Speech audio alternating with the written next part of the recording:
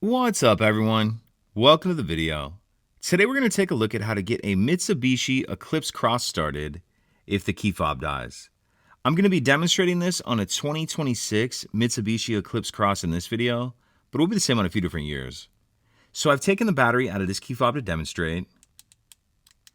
As you can see, none of the buttons are working. If I try to start the vehicle as I normally would, it's not going to start, and I'm going to get a message on the dash saying key not detected. So what I'm going to do is grab my key fob and then come over here to the stop start button.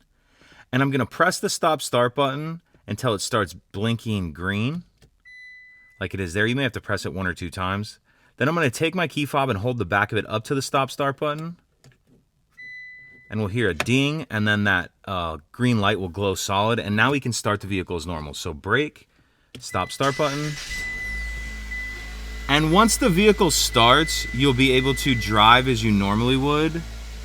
And then the only other thing you'll want to do is to replace the battery in your key fob as soon as you can.